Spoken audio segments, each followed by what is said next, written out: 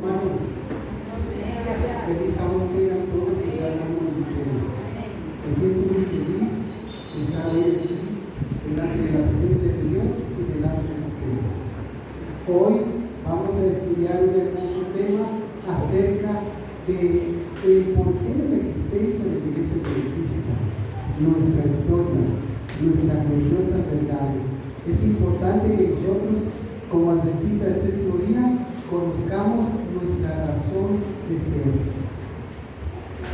Por mi parte, si los planes de Dios para mi vida son así como siguen, estaría siendo mi último sábado aquí en la iglesia, porque tengo planeado viajar el domingo el lunes hacia un nuevo trabajo.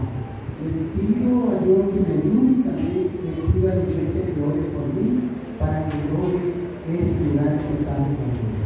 Bueno, vamos a orar antes de abrir la escritura. Poderoso y eterno Padre, santificado sea tu nombre. Al abrir tu palabra, que sea ella la que nos dirija, la que nos instruya, que tu Espíritu Santo nos convenza de pecado, que nos enseñe, Señor, en qué consiste, Señor, el ser verdadero Hijo tuyo y Señor Jesús. Que tu ley sea escrita en nuestros corazones y en nuestra mente por tu Santo Espíritu, y que la cruz de Cristo sea una realidad para nuestra vida. Que tu bendición venga sobre la ley y sobre cada una de las que nos necesitan. En el nombre de Jesús, amén. Amén. Bueno, conforme a la cita que le dio la hermana David, vamos a estudiar un momento de la escritura.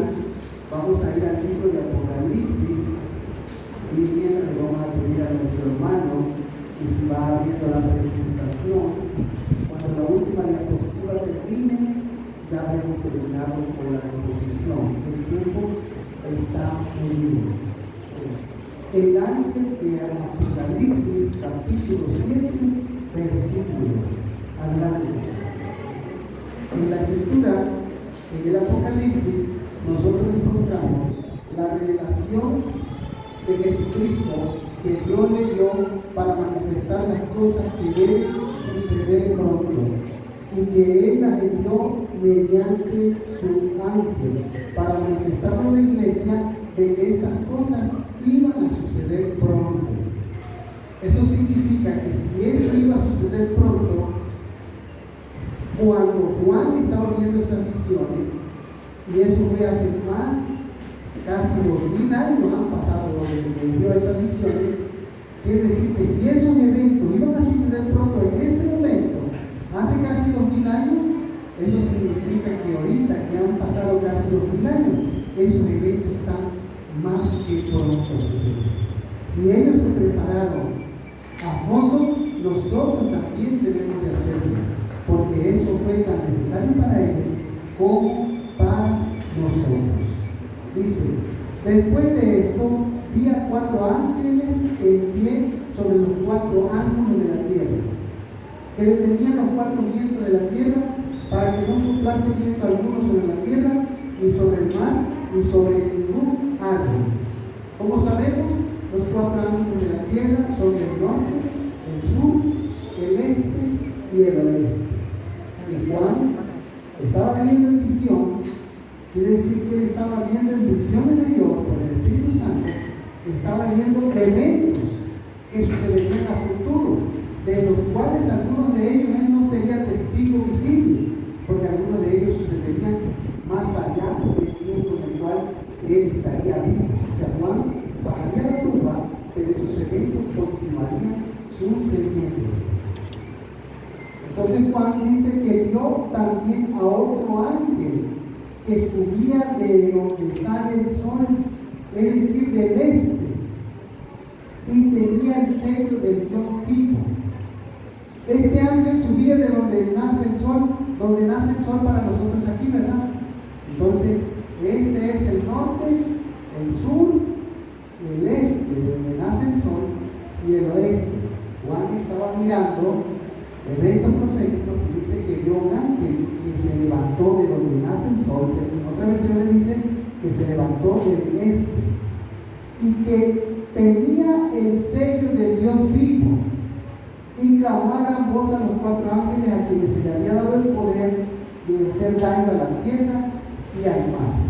Bueno, leeré dos declaraciones muy importantes que hace la profeta Elena G. White acerca de la obra que la Iglesia Adventista del Séptimo Día tendría que hacer en su momento. Son dos citas.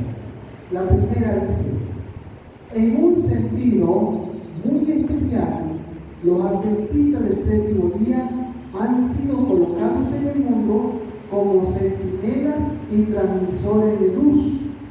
A ellos ha sido confiada la tarea de dirigir la última amonestación a un mundo que perece. La palabra de Dios proyecta sobre ellos una luz maravillosa.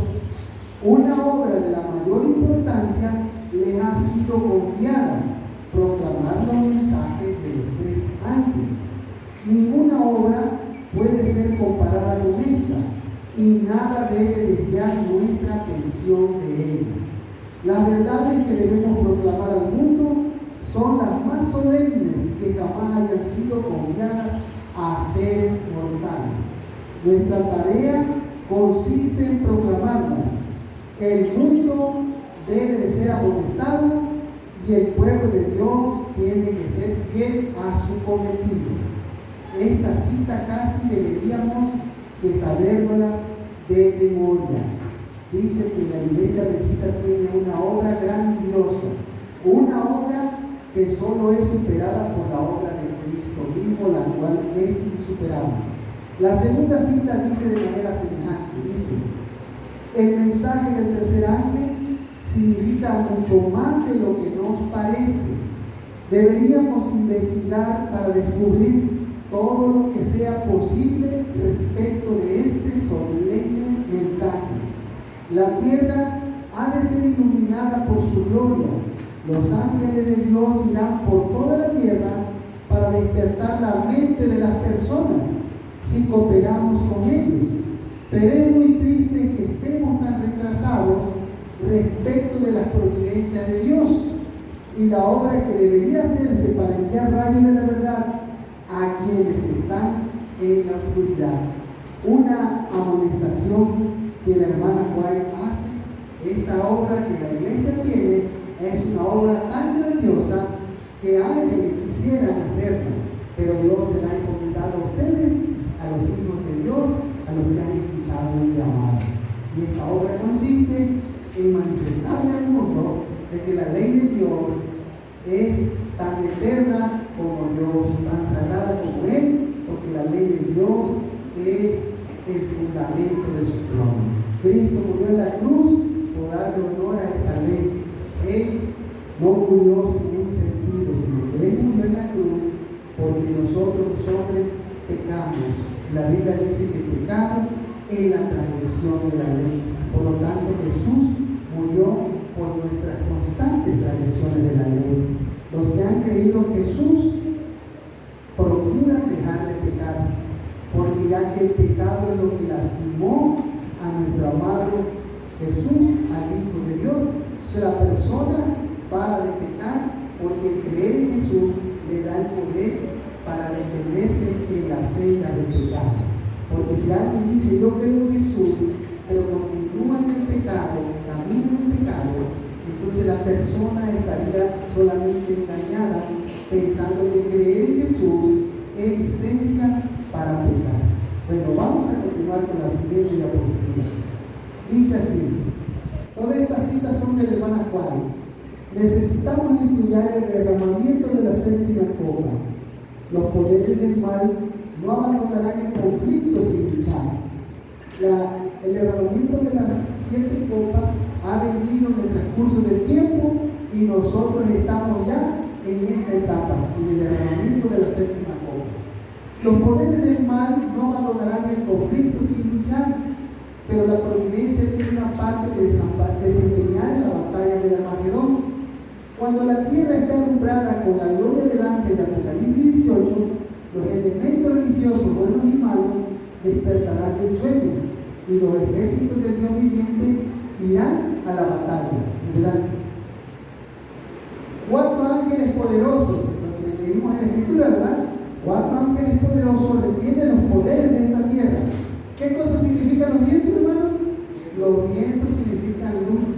guerras, y significa hambre, peste, todo tipo de calamidad.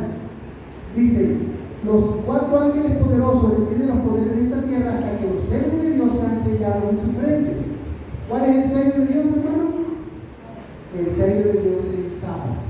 El sábado, en el 4.º mandamiento, está el sello de Dios, porque el 4.º mandamiento es el único que tiene el nombre de Dios, porque dice, acordarte haz de un día de reposo. 6 días trabajarás y harás toda tu obra, mas el 7.º día es reposo para Jehová tu Dios. De todos los 10 mandamientos, el único mandamiento en el cual está el nombre de Dios, ¿cuál es? En el 4.º mandamiento. Ahí está el sello de la ley, porque ahí está el nombre de Dios. Entonces, las personas que reposan el sábado, ellas son selladas por el Espíritu Santo. Cuando se quite ese poder restrictivo, vendrá un tiempo de dificultades y angustia. ¿Qué va a suceder? A ver quién me ayuda a leer para que estemos dentro del tema. ¿Qué va a suceder? Se inventarán, ¿qué dice? Se inventarán mortíferos instrumentos bélicos. ¿Acaso no hay misiles teledirigidos? ¿Acaso no hay drones que viajan sin que nadie los pilotee? ¿No puede ir usted ahorita a la ciudad de Nueva York y pedir un taxi y el taxi llega y usted se va a sorprender de ver que no trae conductor y usted se sube y el taxi lo lleva a donde usted va y no va manejando nadie y el volante va operando? También hay trailers que ya están empezando, las corporaciones de trailers, los grandes corporativos de traileros ya quieren meter trailers que lleven carga sin conductor porque hay crisis de conductor. ¿Se imagina usted hasta dónde ha llegado el hombre? Daniel ya lo anticipaba que la ciencia se inventaría, pero más allá que la ciencia de la tecnología, Daniel se refería a que aumentaría la ciencia del Todopoderoso, es decir, que las verdades que están en la Biblia ocultas serían manifiestas por el poder de Dios y la verdad saldría a la luz, así como el sol llega a mediodía y alumbra de una mejor manera que cuando va amaneciendo. Bueno, dice así: barcos serán sepultados en la gran profundidad con su carga viviente. Si una persona entra en el internet y logra ver cuántas naves andan en el mar, yo siempre quise trabajar en un crucero, solamente que ahí no descansan el sábado. En el crucero trabajan hasta 3 meses sin descansar. Yo siempre quise subir a un crucero a trabajar porque he trabajado en los hoteles y hay barcos de todo tipo, hay barcos mercantes, petroleros y hay barcos de turismo. Y en esos barcos es como si fuera un hotel, pero dentro del mar, ¿verdad? Muchos barcos hay en el mundo, miles de barcos, y barcos que tienen muchísimos pisos, que son ciudades enteras, que donde hay tiendas, hay albercas, hay gimnasios, muchísimo lujo, pero esos barcos que llevan su carga viviente serán sepultados en la profundidad del mar con su cargamento viviente. A mí al leer eso me estremece, hermano. ¿Sabe por qué me estremece? Porque yo pienso en los niños. Muchos matrimonios viajan con sus niños y la calamidad vendrá de sorpresa, pero ya Dios ha estado alertando y principalmente los hombres de las grandes naciones conocen el Evangelio, pero pues duermen en un sueño peligroso. Todos los que no tienen el espíritu de la verdad se unirán bajo el liderazgo de seres satánicos, pero serán retenidos hasta que llegue el tiempo de la gran batalla del Armagedón. Muchos hombres se están levantando, y principalmente ahorita con las redes sociales, ¿cuántos hombres no aparecen en el internet hablando a nombre de la iglesia adventista, inventando mentiras acerca de la escritura? Hombres a los que me he enfrentado y a los que le he llamado directamente apóstatas, porque esos hombres llevan a la iglesia a que se separe del grupo, a que las personas vivan en una iglesia ficticia. La Biblia es clara, hermanos, la Biblia dice: no dejando de congregarnos, como algunos tienen por costumbre, y tanto más cuando veis que aquel día se acerca. Todavía, mientras no haya un decreto de persecución para los adventistas del séptimo día, todavía es correcto reunirse en la iglesia. La profeta escribió que Dios dirige a un pueblo, Él no dirige a átomos dispersos ni a ramas extraviadas. Tengan mucho cuidado con esas personas que están predicando que el Espíritu Santo no es una persona, que es una fuerza activa, que no es otra persona más que Cristo mismo. Tengan cuidado con esos falsantes del Evangelio. Someteos pues a Dios y el diablo huirá de vosotros. Dentro de la misma iglesia se levantarán hombres que querrán dirigir al pueblo, porque siempre va a suceder eso. Adelante, hermano. Toda forma de mal se lanzará una intensa actividad. Malos ángeles unen su poder como hombres impíos, y como han estado en conflicto constante y son experimentados las mejores artes de engañar y de combatir, y como se han fortalecido durante siglos, no se reunirán en el último conflicto sin una lucha desesperada. Todo el mundo estará de un lado y del otro. La batalla del Armagedón se peleará, y ese día no debe de hallar a ninguno de nosotros, ¿cómo, hermano? Durmiendo. ¿Hay alguien aquí que esté durmiendo? Dios nos libre. Vamos adelante. Vamos a entrar en las últimas partes. Debemos estar bien despiertos como vírgenes prudentes, que tenemos aceite en nuestra vasija con nuestra lámpara. Un hermano le preguntaba a un hermano que estaba exponiendo a la escuela sabática en el grupo pequeño, en la estaba hermana de él. Y el hermano decía: las vírgenes sensatas fueron egoístas, porque ellas, teniendo aceite, no le compartieron su aceite a las vírgenes imprudentes. Y entonces el hermano que estaba dando la escuela sabática se turbó, porque él no sabía qué respuesta darle. Afortunadamente, gracias a Dios, yo había leído en el Espíritu de Profecía la explicación de ese texto, y la hermana Juan decía que el aceite representa el carácter. Y eso fue lo que yo le dije, hermano. La hermana Juan dice que el aceite representa el carácter, por lo tanto el carácter no se puede compartir. Ah, bueno, entonces el aceite representa el carácter, sí. Y la visita quedó satisfecha por esa explicación que da la hermana Juan. No me va a poder compartir a mí algo de una preparación que está haciendo una persona ajena a mí mientras yo estoy durmiendo en mi laurel. Yo digo, soy adventista del séptimo día por fe, no me presento a la iglesia, no asisto a las reuniones de grupo pequeño, no participo con la iglesia, no llevo mi diezmo ni ofrenda a la iglesia, pero desde enero digo, yo soy parte de la iglesia adventista. Considero yo que eso está lejos de la realidad. La persona no está en sus cabales. Una adventista del séptimo día camina con el pueblo, participa con el pueblo. La hermana Juan escribe que si hay algo que esté mal, no os preocupéis, Dios lo va a enderezar. Siempre va a haber canes dentro del campamento, y si hubiera 20 Judas, no se preocupe. O sea, usted no se preocupe por recoger las espinas, porque la orden es recoger las rosas. Hable de los encantos de Cristo. No, si alguien se pudiera escribir los errores de la iglesia o los errores de los hermanos, esa persona se consagraría a la obra más miserable que puede haber sobre la tierra. Imagínense que yo me dedicara a hablar mal de la iglesia o a hablar mal de los hermanos, que eso es exactamente lo que sucede con los que se apartan de la iglesia. Tenemos el caso de Natanael Baloyes, nada más se apartó de la iglesia y solo habla de la iglesia puras pestes. Tenemos el caso de Manuel Vallejo, tenemos el caso del pastor Carlos Cabello, tenemos el caso de y sin fin de grandes apóstatas que se han salido de la iglesia, ya no hablan de los encantos de Cristo, sino ahora ponen sus armas directo contra la iglesia y atacan a la iglesia que un día les dio de comer.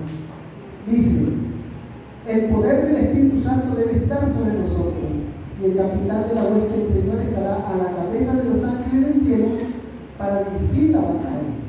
Aún ocurrirán sucesos solemnes, una trompeta tras otra resonará, copa tras copa se derramará sobre los habitantes de la tierra.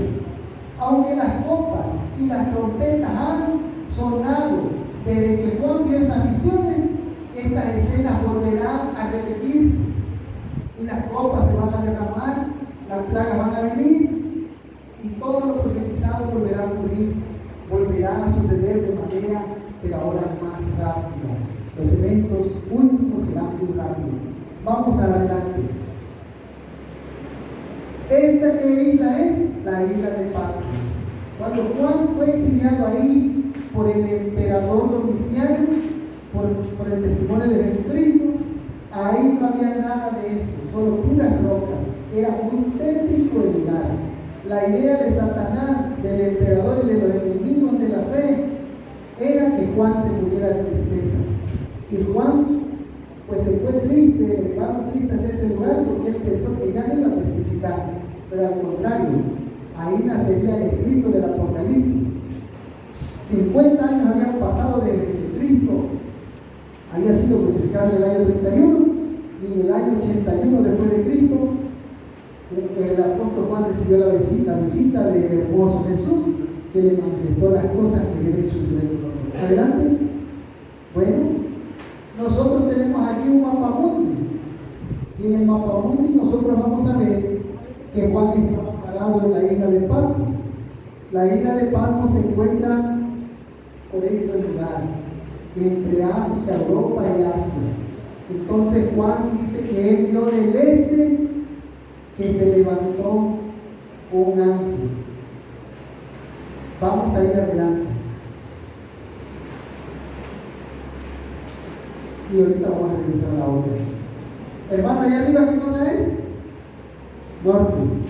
Acá es el sur, el este y el oeste. Regresa por favor a la otra. Para interpretar a qué se refiere Juan, tenemos que colocarnos en el lugar donde él estaba. Y él estaba en este punto. Entonces él dice que en el este se levantaría un ángel.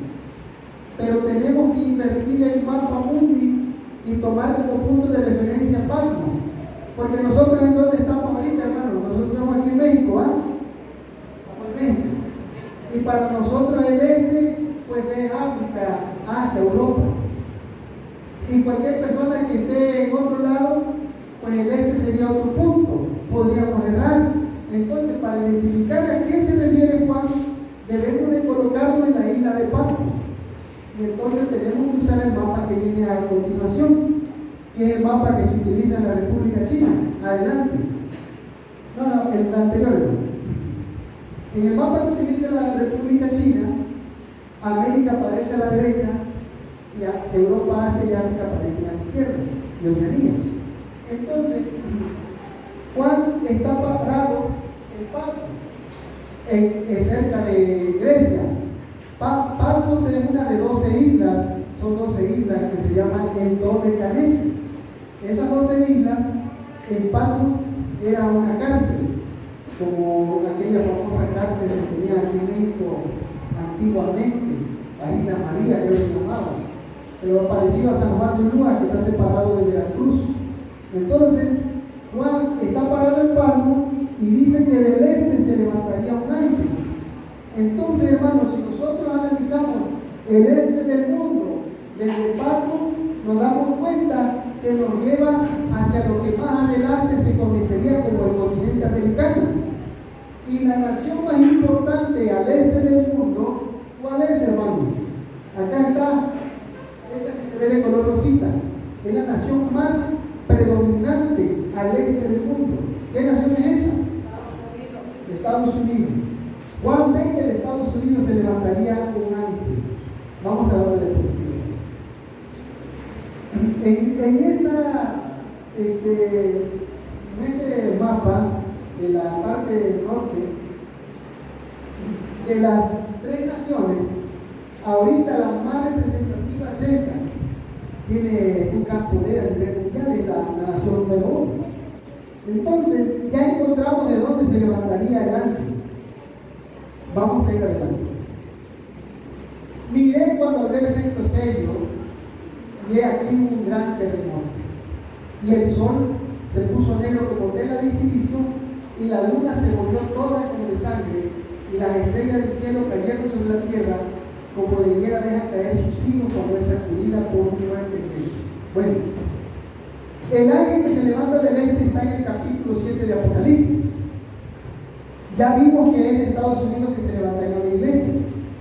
Pero aquí en Apocalipsis capítulo 6, versículo 12, nos dice el tiempo en que se levantaría esa iglesia. Entonces, cuando fue abierto el sexto sello, hubo un gran terremoto. Se refiere al terremoto de Lisboa del año 1755.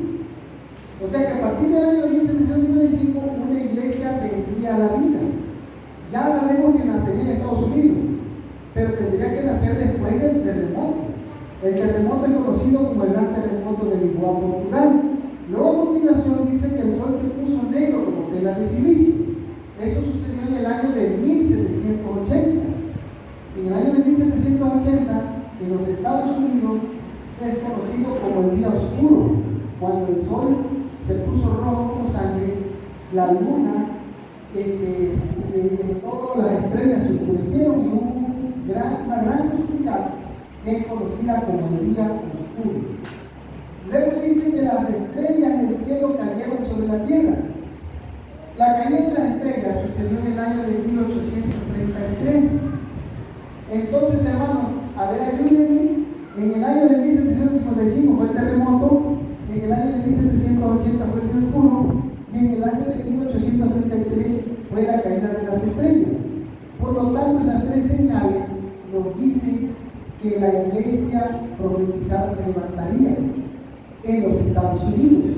Entonces, en el año de 1833 se levantó un predicador llamado Guillermo Miller, a los cuales la iglesia bautista le dio un documento el cual decía que la iglesia bautista lo acreditaba como predicador oficial de la iglesia.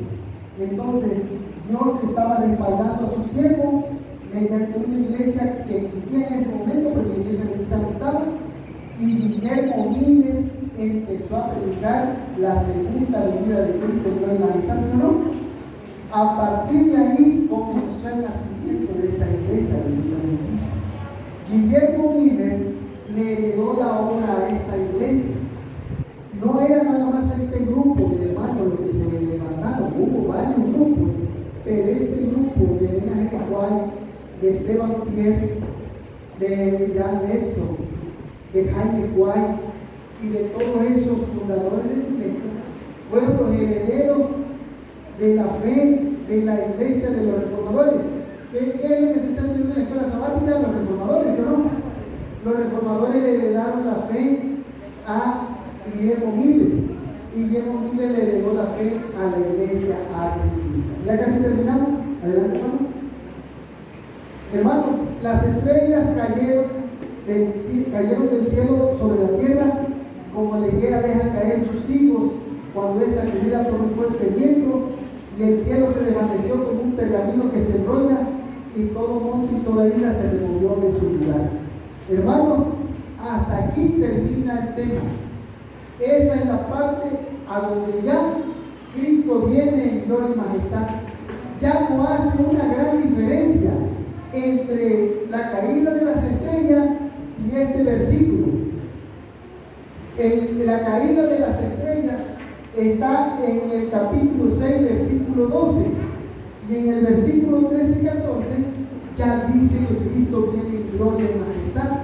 Quiere decir que si esos eventos ya sucedieron en 1755, 1780 y 1833, y el versículo que continúa es la segunda venida de Cristo, quiere decir, hermano, que nosotros ya estamos viviendo un tiempo de gracia, como en los eventos deportivos, cuando el árbitro decide añadir unos minutos de más. ¿Lo han visto, verdad?